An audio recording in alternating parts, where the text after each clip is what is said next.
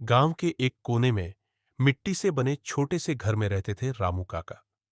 उम्र होगी कोई 60 के पार, पीठ थोड़ी झुकी हुई, हाथों में मजदूरी की सख्त लकीरें, लेकिन आंखों में एक अलग ही चमक थी। वो गरीब जरूर थे, पर उनके पास जो था वो बहुतों के पास नहीं होता, आत्मसम्मान। रामू काका रोज सुबह सूरज से पहले उठ जाते, पुराना झोला उठाते और खेतों में मजदूरी के लिए निकल पड़ते। जो थोड़ा बहुत कमाते, उसी से किसी तरह गुजर बसर होती। गांव के लोग कहते थे, रामू भले भूखा रह जाए पर उधारी नहीं बढ़ाएगा और किसी का पैसा बिना वजह कभी नहीं रखेगा।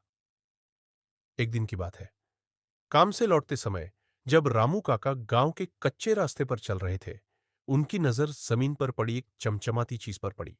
झुककर देखा तो वह 1 रुपया था। रामू काका थोड़ी देर तक उसे देखते रहे, फिर उसे उठाया और हाथ में पकड़कर देर तक सोचते रहे। ये मेरा नहीं है, किसी और का है, उन्होंने खुद से कहा। वो सिक्का जेब में डालने के बजाय गांव के दुकानदारों के पास गए।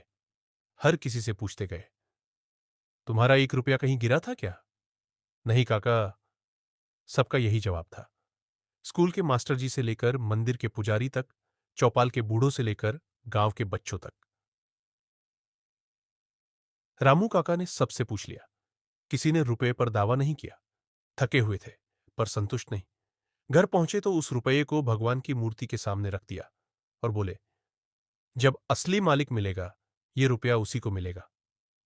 कुछ दिन बीते।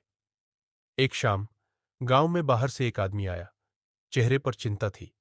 रामू काका से मिला और कहा, काका, कुछ दिन पहले यहां से गुजरा था।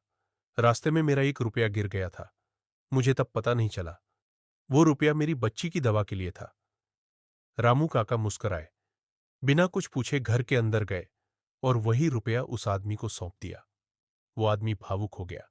उसकी आंखों में आभार था और श्रद्धा भी। काका, आप जैसे लोग अब कहां मिलते हैं। रामू काका बस हल्का सा मुस्कुराए और बोले, ईमानदारी से मिला 1 रुपया भी किसी की जान बचा सकता है और बिना हक का पैसा आत्मा को बोझी बना देता है। उस दिन से गांव के बच्चे रामू काका की कहानी सुनते सुनते बड़े होने लगे।